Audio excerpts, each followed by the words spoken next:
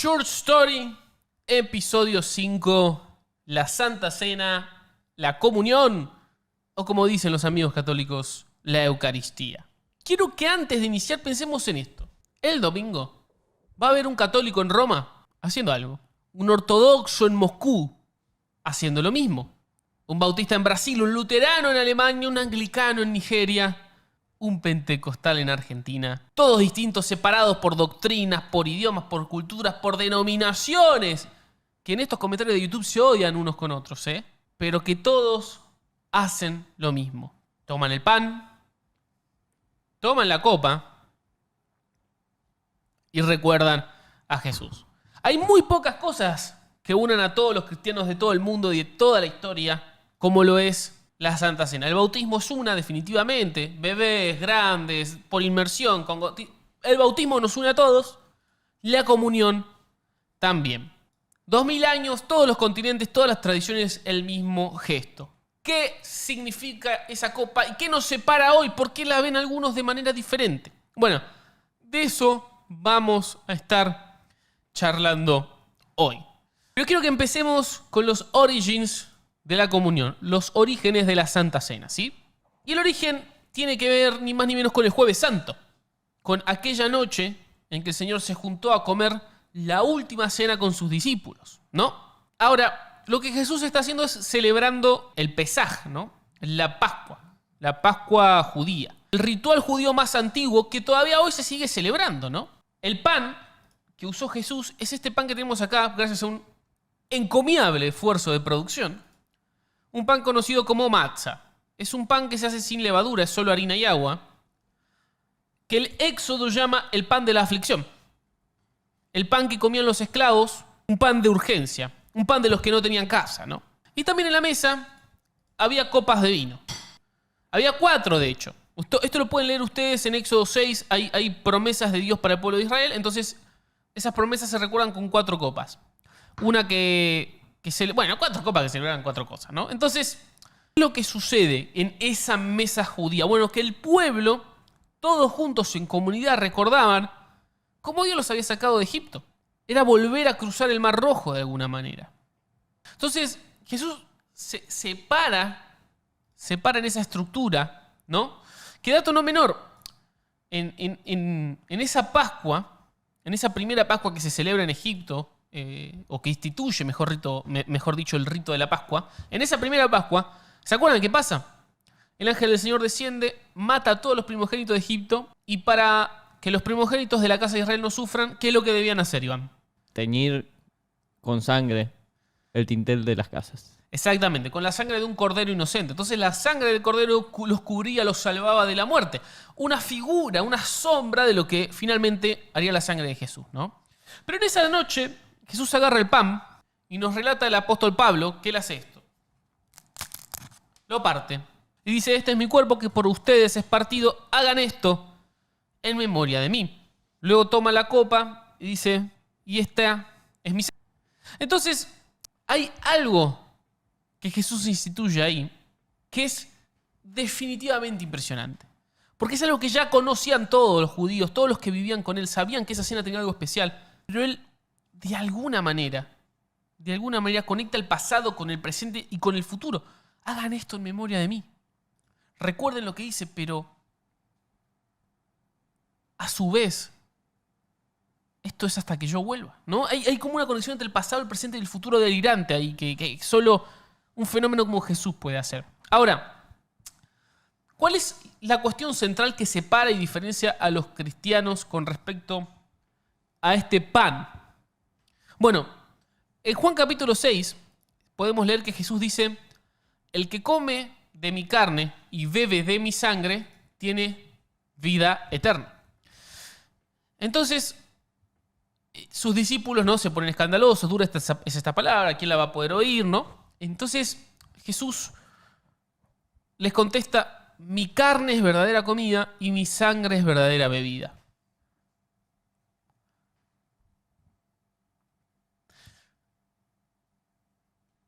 Muchos cristianos interpretan esto, entre ellos el universo católico, pero no solamente el católico, con que Jesús literalmente estaba diciendo que tenían que comer su carne para ser salvos, ¿no? Para tener vida eterna. Pero, quienes no aceptan esta premisa, quienes creen que la cena del Señor es más bien un símbolo para hacer memoria y recordar, señalan que Jesús usó muchas figuras en Juan, ¿no? Como yo soy la puerta, yo soy la luz, que eran claramente metáforas. Entonces, siguiendo ese razonamiento, cuando Jesús dice, tienen que comer mi carne, está usando una metáfora.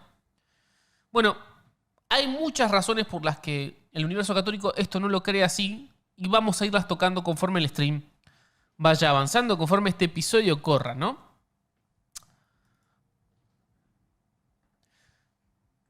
Pero más allá de la institución de la última cena, quien vuelve a tocar la comunión es el apóstol Pablo, ¿no?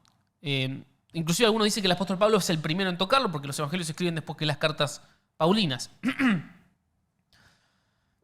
Y Pablo no toca tanto esto de si es literal o no, porque esta es la gran separación en el mundo cristiano. ¿Es literal? ¿Hay que comer la carne de Jesús? ¿Este pan, por alguna manera, se vuelve la carne de Cristo literal? ¿O es un símbolo que nos recuerda lo que él hizo?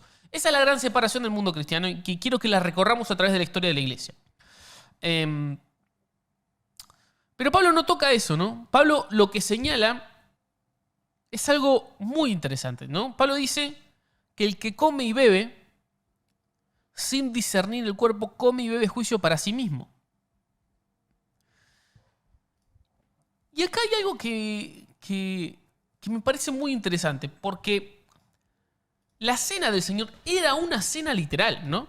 Y la preocupación de Pablo surgía porque la iglesia de Corinto estaba comiendo, ¿no? Entonces había ricos que se emborrachaban, que eran glotones, mientras había pobres que pasaban hambre, en la misma reunión, al mismo tiempo, ¿no? Entonces, mucho de lo que Pablo va a hablarle a la iglesia de Corinto tiene que ver con ese contexto. No era comer un pedacito, ¿no? Un domingo, una vez al mes, sino que era una cena, una mesa literal. Entonces, la primera aproximación que tenemos que tomar para esto es que verdaderamente, nuestra Santa Cena, cualquiera sea, está muy lejos de cómo se practicó en las primeras comunidades de cristianos, donde era literalmente una cena, donde era literalmente la cena del Señor. Entonces, yo creo que eso nos tiene que dar un marco de respeto y de acercarnos. Ahora, quiero hacer un paréntesis antes de meternos en cómo fue avanzando esto a través de la historia, porque a mí me parece fascinante.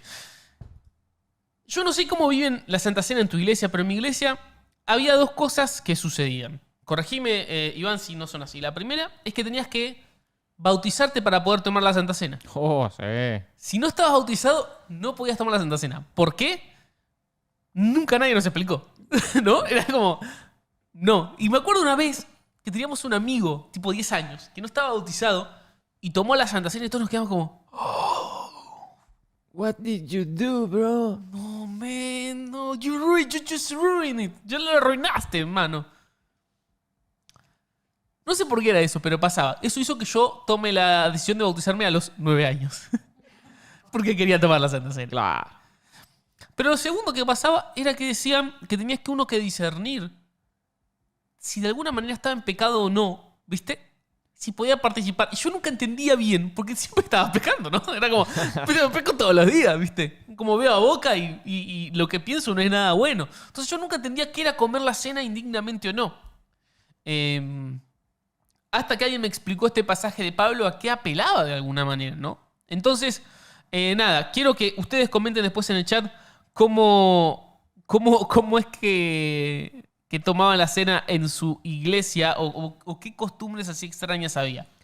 Una copa sola o muchas copas. Eso es interesante también. Claro, nuestra iglesia siempre fue de pequeñas copitas individuales. Un sorbito muy pequeño y el pan lactal cortado en cuadraditos así, chiquititos, chiquititos, chiquititos. Al día de hoy sigue siendo de la misma manera. Al día de hoy sigue siendo de la misma manera, es correcto. Pero bueno, cuando el tiempo va transcurriendo, ¿no? Nos encontramos con un texto del siglo I, que es la Didaqué. La Didaqué es como una especie de manual de cómo se hace iglesia, ¿no? Que circuló después de la muerte de los apóstoles, sobre todo. Es muy interesante para entender la iglesia primitiva. Y allí se menciona que toda la iglesia dispersa, recuerden que los cristianos estaban siendo perseguidos, se reunía para comer la cena, ¿no? Entonces era como un momento de unión, ¿no? Que resuena con las palabras de Jesús, sean uno para que el mundo crea. Bueno, esto es algo que nos une a todos.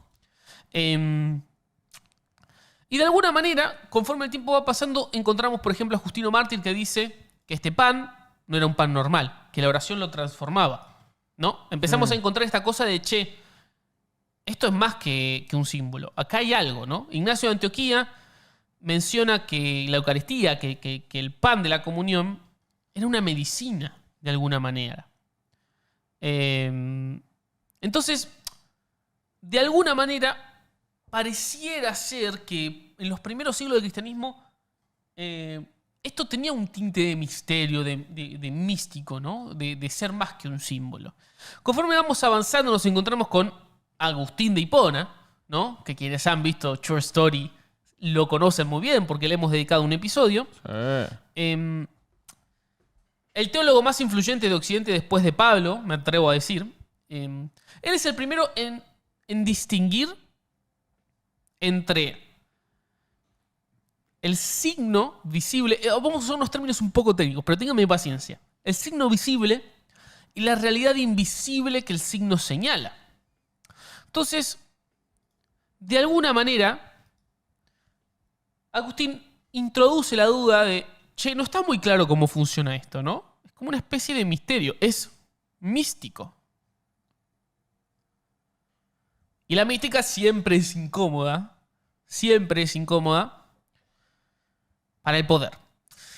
Pero, ¿dónde se empieza a descontrolar este tema? ¿Dónde empieza a tener que formularse? Algunos mencionan transubstanciación y todos términos que parecen muy complejos. Ya llegamos ahí. Porque donde el debate se agudiza, donde empieza a formularse la teología detrás del pan y el vino, es en la época medieval. Es en el siglo IX, X, en el siglo XI, en el año 1000, ¿no? Entonces, empieza a haber un debate. El debate surge en Francia, en el que dos teólogos, dos monjes, leyendo literalmente la misma biblioteca, llegan a dos conclusiones diferentes. Uno de ellos dice, se llama Pascasio Roberto, la carne que recibís en la comunión, o sea, el pan que consumís en la comunión, es la misma carne que sufrió la cruz y resucitó. O sea, estás comiendo literalmente la carne de Jesús. Pero Ratram, ¿no? Su colega, decía que no es el cuerpo histórico, no es literal, sino que es recibida el misterio por la fe. Esta tensión empieza a desarrollarse, a profundizarse, hasta que un par de siglos después, un teólogo, Berengario de Tours, dice, esto es un signo, es un símbolo, y si se convirtiese en físicamente carne, dejaría de ser un símbolo, porque ya no simboliza nada, es literalmente carne. El tipo, es como, yo puedo hacerte un emoji de carne, no es carne, estamos apuntando a la carne. Pero si te traigo carne ya no es un símbolo, estamos hablando de algo literal. Entonces él decía, el sacramento perdería valor si esto fuese literal. La iglesia lo condena y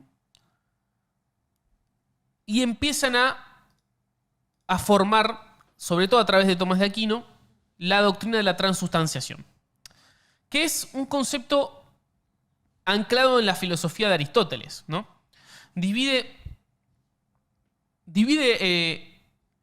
Escuchen esto porque a los gordos filósofos les va a gustar. Apa.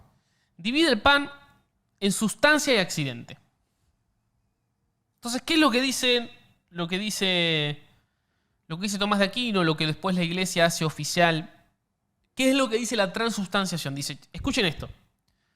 Cuando el pan es consagrado, cuando el pan está en manos de un obispo y lo ora, en ese preciso momento la sustancia del pan desaparece. O sea, lo que es esto en esencia se va. Y entra la sustancia del cuerpo de Cristo. Los accidentes, lo que sería el olor, la textura, el sabor, permanecen. Entonces vos saboreas pan, pero lo que estás comiendo es la carne de Cristo. Entonces, uno acá podría decir, che, esto es canibalismo. De alguna manera, ¿no? Es como, si esta es la misma carne que estuvo en el vientre de María, que fue a la cruz, ¿no? Estamos comiendo una persona. Bueno, no una persona, estamos comiendo a Jesús, al Dios encarnado. Tomás de Aquino dice, no, porque no está presente Cristo en sus dimensiones físicas. No es que se corta un brazo y te da un pedazo, ¿no? Sino que está presente en la sustancia. Entonces, toma un grado de complejidad esto bastante importante y bastante interesante. Y la Iglesia Católica, al ser una institución milenaria, al ser una institución muy intelectual, tiene mucho blindaje alrededor de esto. Es decir, como te digo, vos decís, canibalismo. Ellos ya discutieron y saben cómo responder eso, ¿no? Pero acá viene algo interesante, que es que si saltamos un par de siglos, vamos a entrar a la Reforma. Tenemos que hacer un short story de Lutero. Sí. Ahora, ¿qué pasa? Los reformadores en general rechazan la transustanciación. O sea, no creen eso que pase. No creen que la sustancia de esto cambie y que sea carne y que vos estés comiendo la carne en Cristo, aunque los accidentes... No pasa eso. Pero hay una discusión igual. ¿Por qué? Porque Lutero va a decir lo siguiente. Va a decir que el cuerpo de Cristo, cuando vos comés la comunión, está presente en el pan, está presente con el pan, está como escondido bajo el pan. Se le pega como una vuelta de rosca, pero esencialmente dice algo similar. Su colega Zwinglio está completamente de desacuerdo. Dice que lo finito no puede contener lo infinito. Y que esto es un memorial, un recuerdo, solo un recuerdo, representando el cuerpo, no siendo el cuerpo literalmente. ¿Saben qué pasó con Lutero y con su amigo Zwinglio? Bueno, se separaron. Dejaron de ser amigos. No sé si dejaron de ser amigos, pero por lo menos se fragmentaron, ¿no? Juan Calvino, viendo que estaba pasando esto, que había dentro del mundo protestante esta división, propone una vía intermedia que es muy difícil de explicar. O sea, si ya es difícil la transustanciación, si ya es difícil esto, si ya es difícil lo que dice Lutero, lo que dice Calvino para mí me supera completamente. Así que si alguno está interesado, dígale a ChatGPT que se lo explique, porque francamente a mí me ha costado entenderlo. La cuestión es que si empezamos a mirar hacia atrás, lo que vamos a ver es que hay un halo de misterio alrededor de lo que sucede realmente en la Santa Cena, en la comunión, en la Eucaristía, pero que para muchos cristianos, a lo largo de la historia, esto fue más que un símbolo. Mucho más que un símbolo. De hecho, conozco mucha gente que se ha convertido, por ejemplo, al catolicismo por la importancia que el mundo católico le da a la Eucaristía. Bueno, sin ir más lejos, Santi Alarcón, una de las razones por la que se volvió católico, dicho por él mismo en público, fue por los milagros eucarísticos, ¿no? Porque hay gente que... Hay milagros en los que se ha estudiado que de repente brotaba sangre del pan, porque se volvía literalmente el cuerpo de Jesús. Y un montón de cosas que son realmente, cuando menos, interesantes para mirar. Pero cuando yo iba mirando esto, no podía evitar pensar que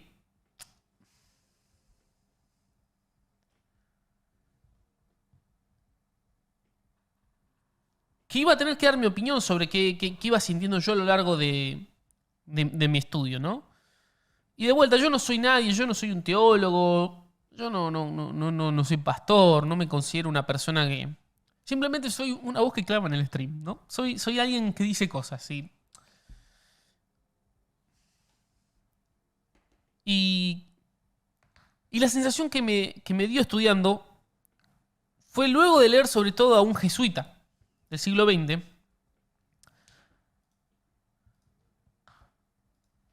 lo quiero citar a él, ¿no? Él dice que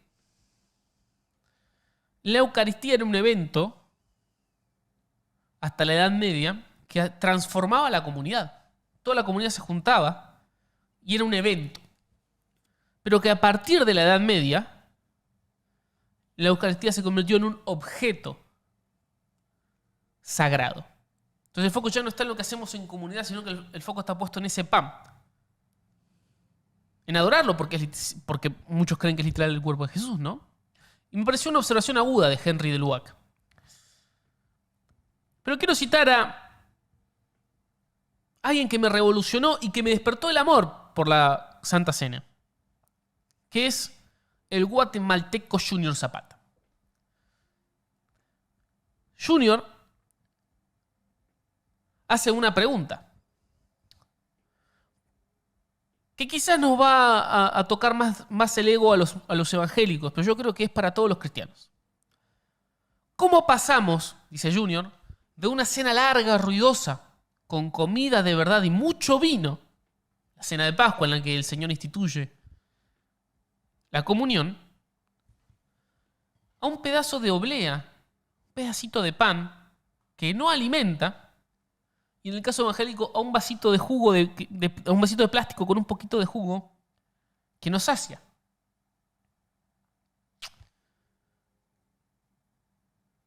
¿Cómo pasamos de una Santa Cena exclusiva, solo para miembros en plena comunión, solo para los que no están en penitencia, para los que se bautizaron? ¿Cómo pasamos? O sea, ¿cómo llegamos ahí si partíamos del maestro partiendo el pan con Judas? Con el que ya había negociado su precio, con el que lo iba a traicionar. Si Jesús se sentó a la mesa y partió el pan y comió con él, ¿qué derecho tenemos nosotros a aplicar un derecho de admisión a esa mesa, no? Entonces, Junior habla de esto, habla que la comunión no es un premio a la santidad, sino que es una herramienta para infundir gracia. Y que el acto de partir el pan es muy importante. Si el pan ya viene partido, dice él,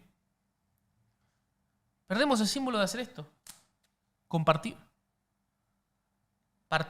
Compartir. De estar juntos en una mesa y que yo te doy algo de lo que tengo.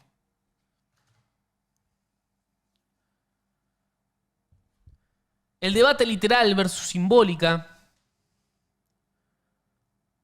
es en cierta manera una especie de trampa, de engaña pichanga. No porque no sea importante la pregunta, de hecho lo es.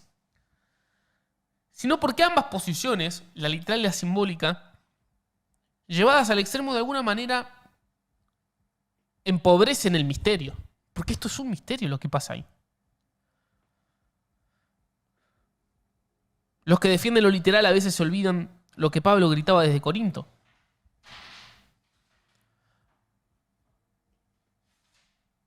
Y los que defienden lo simbólico reducen la mesa del Señor a un check. ¿Viste? Como un post-it espiritual. Como, ok, sí, primer domingo del mes tomé la Santa Cena.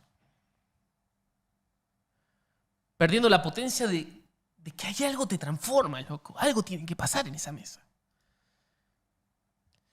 Zapata cierra diciendo, si compartís una mesa con un necesitado, no solo un necesitado en cuanto a lo financiero, un pobre, sino alguien que es pobre de espíritu y que necesita a Jesús, probablemente estés más cerca de la Santa Cena original que un ritual frío en un auditorio o en una catedral donde ni siquiera nos miramos a los ojos.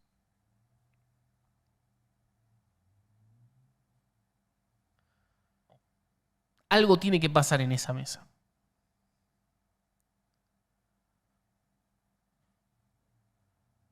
No deberíamos salir igual de este evento. Si soy honesto, yo creo que la Santa Cena, la comunión, la Eucaristía, ¿qué lugar ocupa el pan? Importa, pero debería importar menos que la comunidad de la que formamos parte.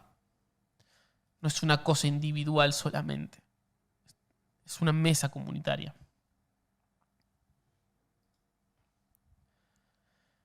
Dos mil años, el mismo pan, la misma copa, el mismo gesto. Católicos, ortodoxos, evangélicos, bautistas, peleamos sobre qué significa, pero todos lo seguimos haciendo. Y quizás eso también dice algo. Esto fue Church Story, la Eucaristía.